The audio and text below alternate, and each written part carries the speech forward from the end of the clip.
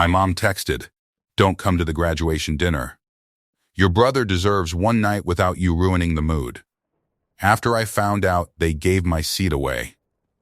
I replied, "You spent 20 years giving him every night." Then I sent one photo that made Dad stop typing. My name is Nate. I am 29 years old. I have lived in Cincinnati, Ohio since I took a job here at 23. I run program operations for an after-school network. We serve around 340 kids across 6 sites. I have been in this role for 4 years, after spending 2 years as a site coordinator at the same organization. Before that, I did a community organizing fellowship that paid $22,000 a year and taught me more than anything else I have ever done. I have my own apartment, a 2-bedroom on the 3rd floor of a building I can walk to work from in 18 minutes. I pay my own rent, which is $1,140 a month. I drive a 5-year-old Civic with 112,000 miles that I bought from a colleague who moved to Seattle. I paid off my student loans at 27. I do not have a lot of extra money, but I have a stable life. I built it that way deliberately. My executive director is a woman named Lenora. She has been in nonprofit work for 30 years, and she has a particular way of receiving information. She listens without reacting. She waits until you are completely finished. Then she asks one question. It is always the question you did not think to ask yourself. She hired me when I was 23, and she told me on my first day that the most important thing in this work was documentation. She said undocumented truth loses to a confident lie every single time, and the only way to protect the truth is to put it somewhere that outlasts memory. I have thought about that sentence at least once a week for 6 years. I photograph things as a habit. Grant site visits, program events, participant milestones. A kid receives a reading award, and I take the photo for the funder report. A building gets a new roof through a capital grant, and I photograph it from 3 angles for the compliance file. I am always carrying my phone, and I am always noticing what is worth recording. I carry this habit into my personal life without thinking much about it. I took photos at family gatherings, birthdays, holidays, graduations, backyard dinners. I took them because I take photos everywhere. I saved them in the same album I save everything else. I did not think of them as a collection. I thought of them as photos. I was wrong about that. To understand the graduation dinner, you have to understand the 20 years before it. I will give you 5 specific things. There are more, but 5 is enough to establish the pattern, and establishing the pattern is what I do for a living. The first thing is the car.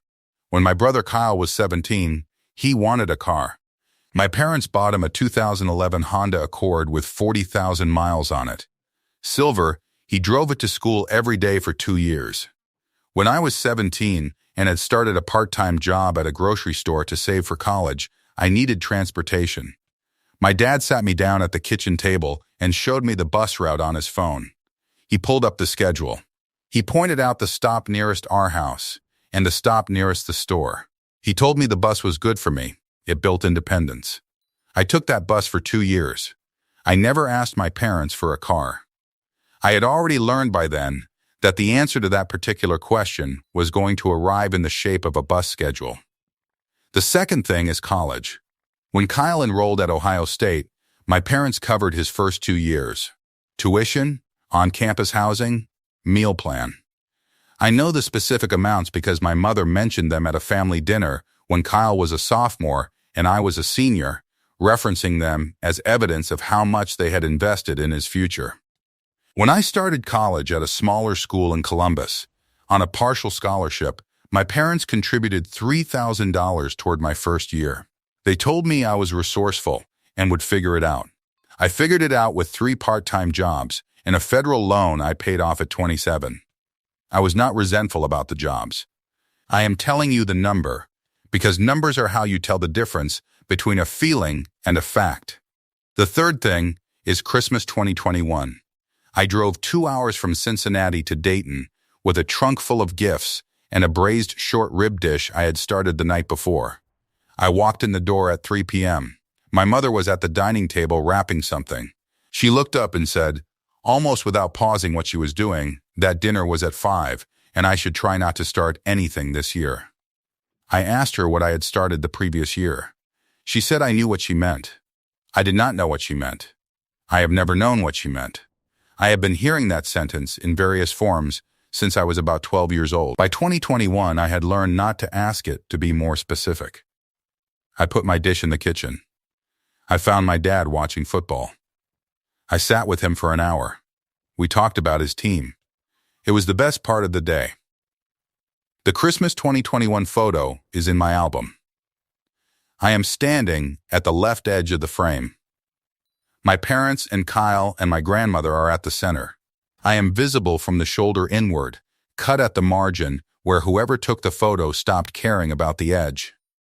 I did not notice that when it was taken. I noticed it at 6 a.m. on the morning after the graduation dinner. The fourth thing is the beach trip. The summer before Kyle's senior year of college, my parents rented a house on the South Carolina coast for a week. I found out about this trip from my Aunt Beverly, who called to ask if I was excited about the vacation. I told her I was not aware of a vacation. She was quiet. Then she said she must have been confused. I called my mother that evening and asked about the beach house. She said it was Kyle's senior trip and she had assumed I was too busy with work. I asked when she had decided that. She said she had just assumed. I asked her when the trip was. She told me. I checked my work calendar for that week. I had nothing that could not have been moved. I did not go to the beach house. I worked that week and bought myself a good meal on Friday and did not think about it until I saw the Instagram posts. There is a photo from the beach in my album. My mother posted it 2 years later as a throwback. Full frame.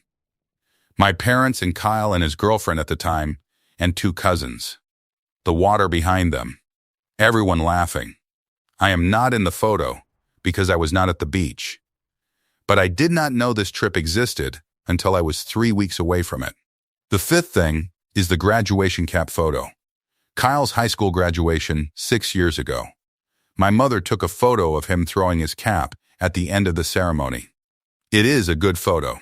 Caps in the air, sunlight, the whole frame full of motion. There are 12 people visible in that frame.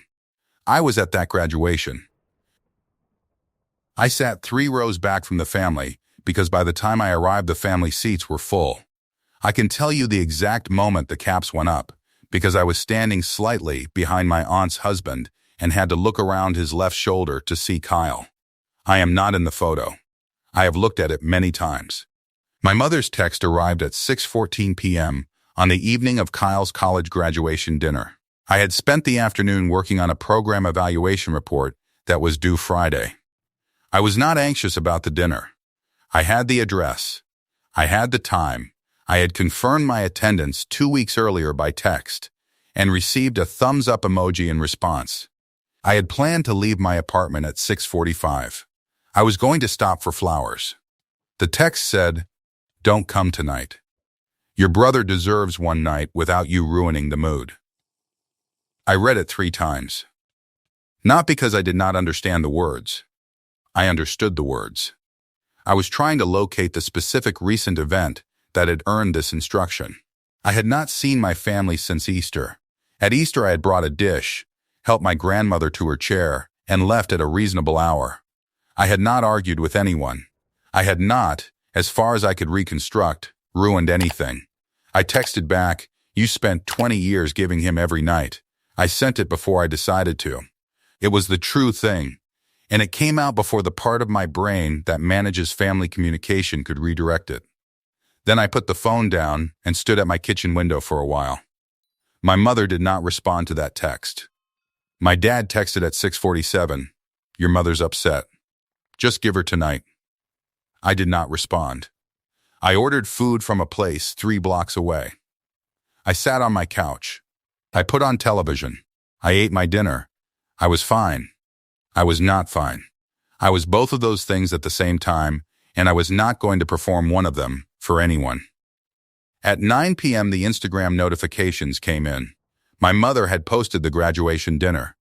17 photos, white tablecloths. Kyle in his cap and gown, seated at the head of the table, holding a glass. Grinning the particular grin he has in every celebration photo, the one that makes him look like a person who has always been told he deserves to be celebrated. My dad with his arm around my grandmother.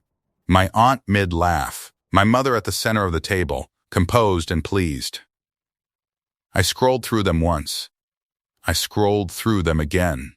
In the 14th photo, the camera angle had caught the hostess stand near the entrance, and on the hostess stand, propped at a slight angle, was the restaurant's printed seating chart.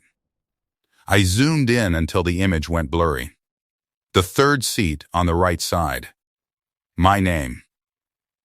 A line through it in blue pen. Below my name, in different handwriting.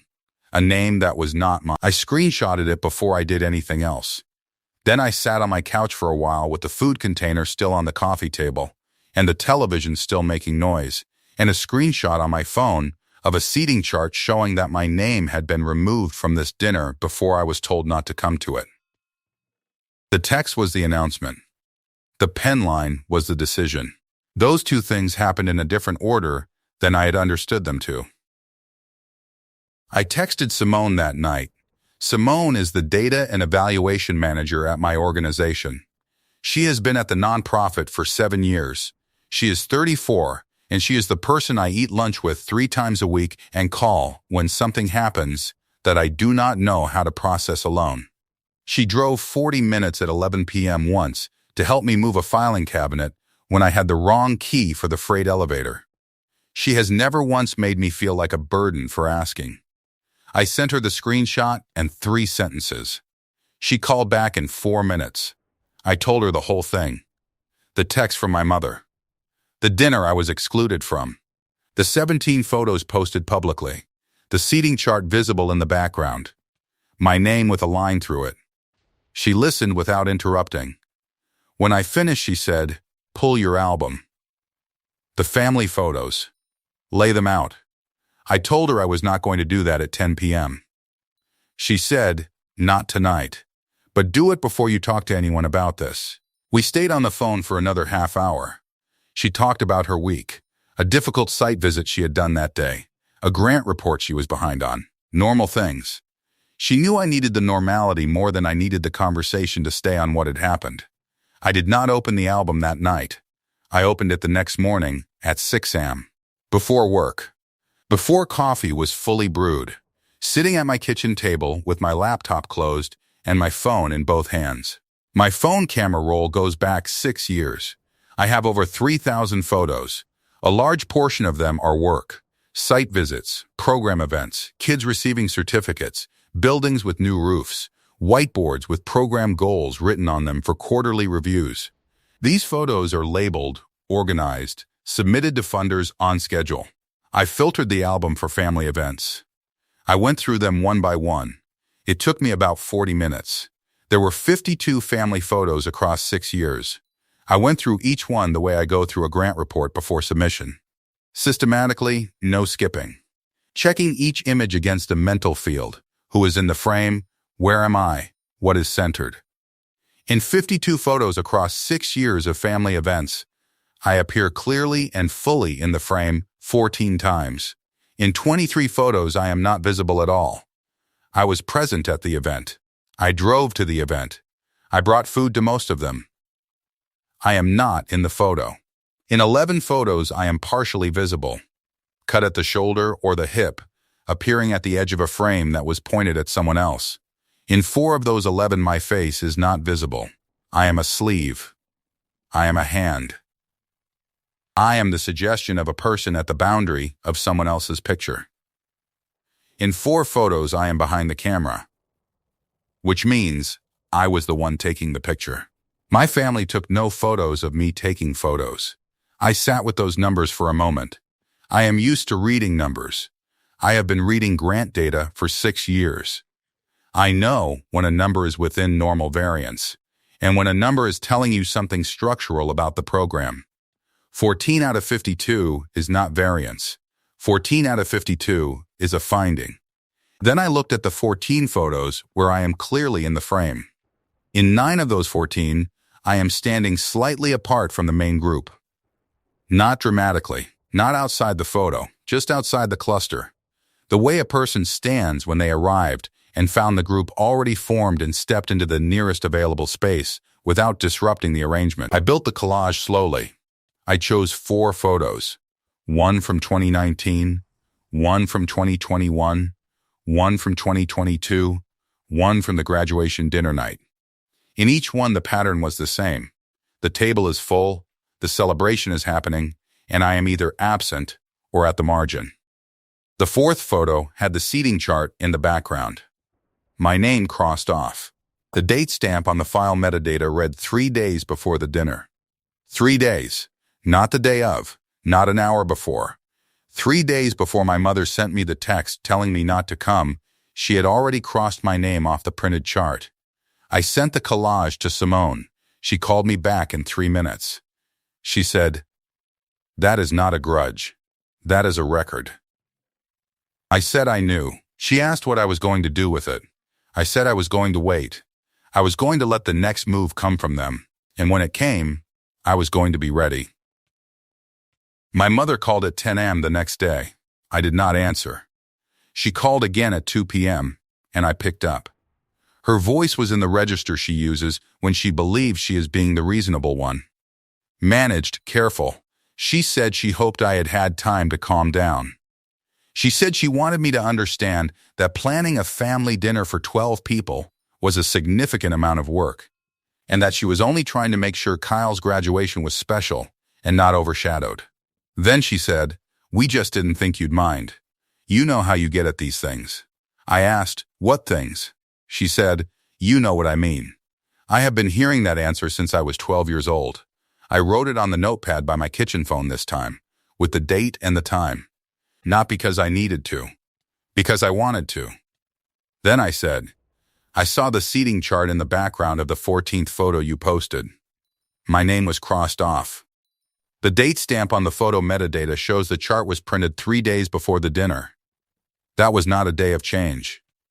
A pause. She said the restaurant had made some last-minute adjustments to the table layout. I said, "The restaurant does not cross names off in pen and write replacement names below them.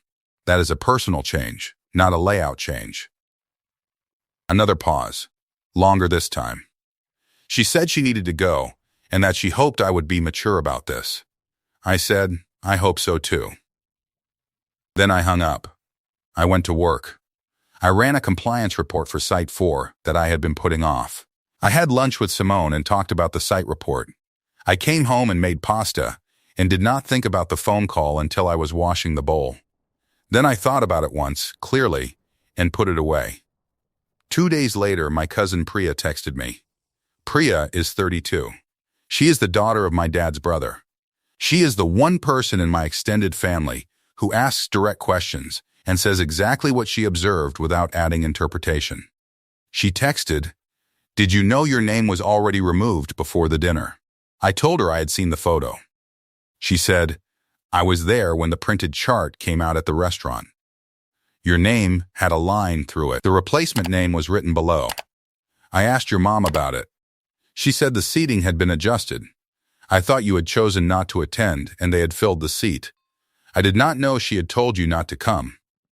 I asked whose name was written below mine. She said, Kyle's girlfriend's mother, a woman named Diane. Kyle's girlfriend has been dating him for 8 months. I thanked Priya. I set my phone on the counter and stood in the kitchen for a while. Kyle's girlfriend's mother. I had never spoken to this woman. I did not know her name until that moment. She had sat in my seat at my brother's graduation dinner because my mother had crossed my name off a printed chart 3 days before the event, before she sent me a text asking me not to come. The text was not the decision. The text was the notification. The decision had already been made while I was in Cincinnati finishing a program evaluation report. I opened my dad's text thread. I want to stop here for a second. If you have ever been told that you are overreacting, that the pattern you think you see is not really there, that you are making things about yourself when they are not about you, then you already know what it feels like to sit with 52 photos and count what you actually see. The thing I am not proud of is that I had been adding to that album for 6 years, and I had never looked at all of it at once. I had kept filing new photos into the same folder and telling myself each one was a one-off, a coincidence, a bad angle, a moment that did not mean what I thought it meant. I had so many individual moments that I had convinced myself were individual, and it took a seating chart with my name crossed off in pen to make me open the folder and actually count. What I know now is that counting is not the same as brooding. Looking at what you have documented is not the same as holding a grudge. A compliance report is not a grudge. It is a record. Simone said that. She was right. Stay with me, because what happened when my dad received those 4 photos is the part of this story that I did not expect. Not what he said. What he did with his phone, in a quiet room, with my mother 3 feet away from him. Subscribe so you are there for it.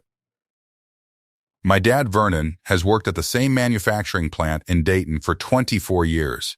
He coaches youth baseball on Saturday mornings. He makes pancakes on Sundays, and he has never, in my living memory, raised his voice at me or at anyone in our family. He is a gentle man. He is also the man who watched every single thing I just described and said nothing to anyone, ever. He texted me the day after my call with my mother, "Your mother worked hard on this dinner. You're making her feel like a bad person." I read that text 4 times. I thought about what I wanted to say. I thought about a long message, explaining everything, laying out the timeline, describing the photos, asking him whether he thought any of it was fair. I thought about the message I had been composing in my head for most of my adult life. The one that explains the full picture to my father in language clear enough that he cannot say he did not know. Then I thought about what Lenora told me 6 years ago. Undocumented truth loses to a confident lie every single time. I typed 1 sentence. I have been at these. Then I attached the 4-image collage. I sent it and put my phone face down on the counter. The first photo, Thanksgiving 2019. The full family table, everyone seated, food out. I am not in the frame. My chair, visible at the left edge of the photo, is empty. I was in the kitchen getting a serving spoon my mother had asked me to bring from the second drawer. The second photo, Kyle's 23rd birthday, backyard, 8 people around the picnic table. I am at the far right, cut at the shoulder, face turned toward the center of the group. Kyle is at the center. Everyone else is oriented toward him. I am at the edge, facing in, visible only from the collarbone, up on the right margin of the frame. The third photo, Easter 2022. Living room, 6 family members arranged across the couch and the armchair. I am on the floor, back against the wall below the window, at the bottom of the frame. I had given my seat on the couch to my grandmother, who had arrived while I was in the kitchen and found no open seat. My mother is on the couch. She had arrived 30 minutes after my grandmother. The fourth photo, Kyle's graduation dinner. White tablecloths. Full table. Candles, the hostess stand in the background, slightly out of focus. The printed seating chart visible. Third seat right side. 1 name crossed off in blue pen. A different name written below it. No caption. No explanation. Just the 4 images. I made coffee. I drank about half of it. I washed the mug. 11 minutes after I sent the collage, my phone buzzed. My dad had typed, "Where did you get these?"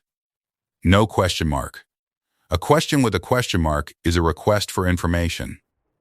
A question without one is something else. It is a sentence that knows the answer is not going to be simple and is bracing for it. That is what my father sent me. A sentence without a question mark. From a man who had just spent 11 minutes looking at 4 photographs. I replied, "I took them. I take photos at everything." He did not respond again that night. I found out later from my cousin Priya that when the collage arrived, my father was sitting at the kitchen table with his phone.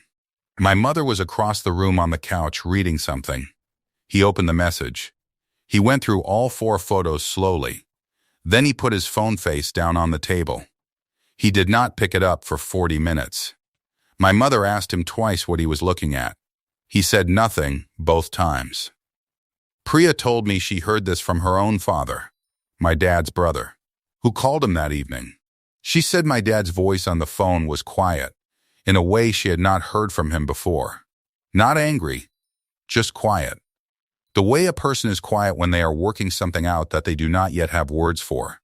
I thought about my dad sitting at that table for 40 minutes, with his phone face down and my mother 3 feet away asking what he was looking at.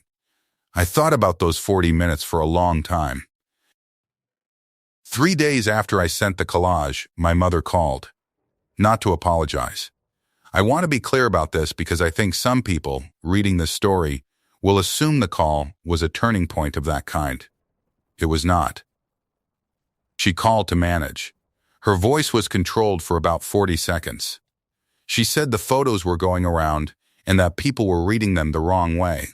She said she needed me to understand that she had put a great deal of effort into Kyle's graduation and that she did not deserve to be made to look like a bad mother.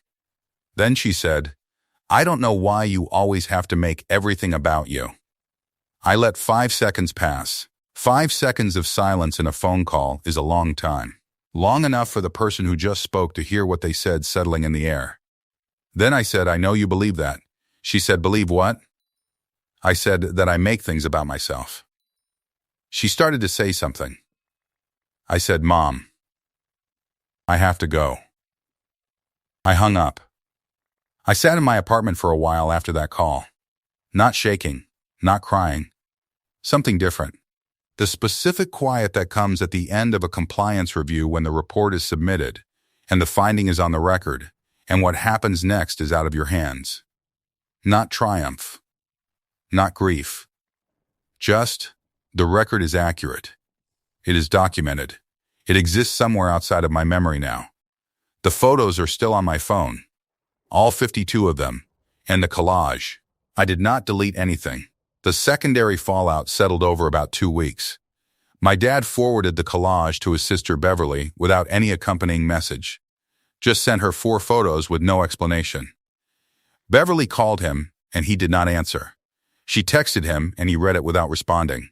She called me on day 6. Beverly is my father's older sister.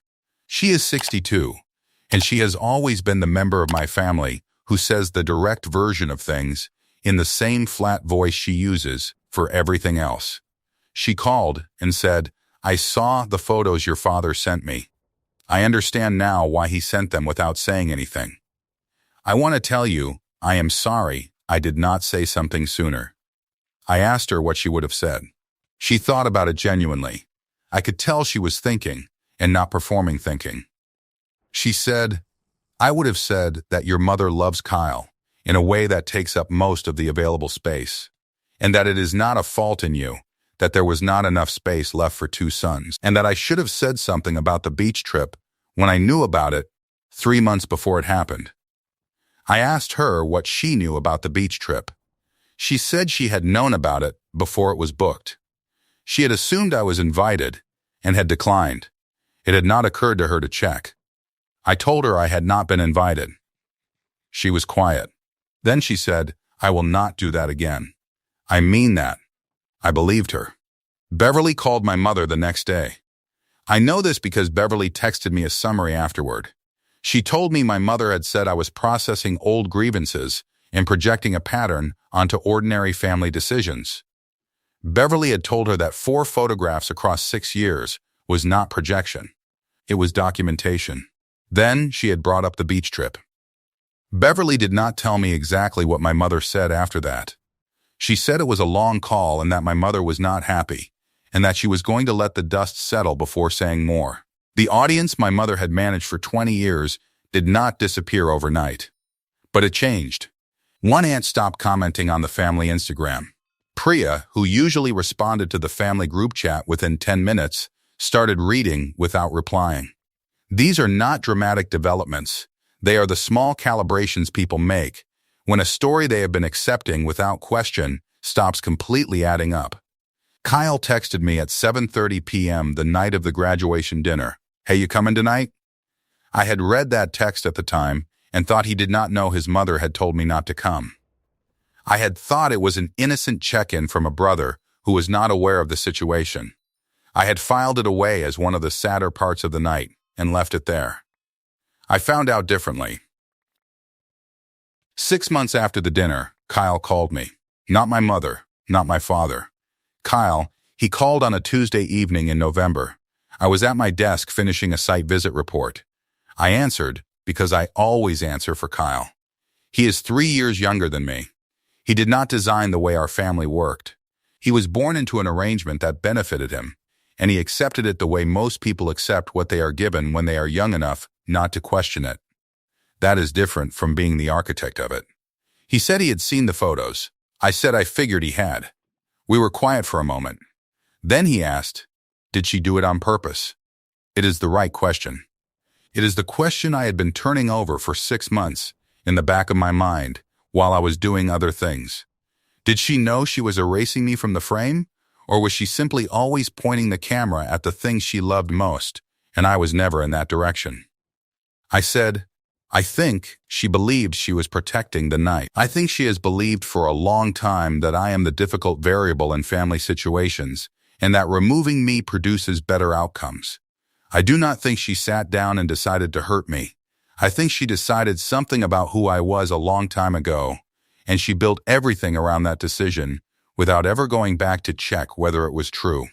Kyle said, "That is not better than doing it on purpose." I said, "No, it is not." We were quiet. Then Kyle said, "I need to tell you about the text I sent you that night." I asked him to tell me. He said he had sent the text asking if I was coming after the dinner had already started. He said my mother had asked him to send it. She wanted to make sure I had stayed home and was not on the way. I did not say anything for a moment. 6 months I had carried the version of that text where Kyle did not know. The version where his check-in was innocent. The version where at least my brother had been thinking about me. I said, "Thank you for telling me." He said, "I am sorry, Nate. I knew something was off. I did it anyway. I am sorry." He sounded like a person who had been sitting with something for 6 months and had finally decided the weight of carrying it was worse than the weight of saying it. I told him I believed him. And I did. We talked for another 25 minutes. His job, my grant cycle, a baseball team he had started following, a neighborhood restaurant in Columbus that he said I had to try if I was ever passing through. Ordinary things. The conversation you have with a person when you are choosing to start from where you are rather than from where you have been. I sat at my kitchen table and talked to my brother like a person for the first time in a long time. It has been 8 months.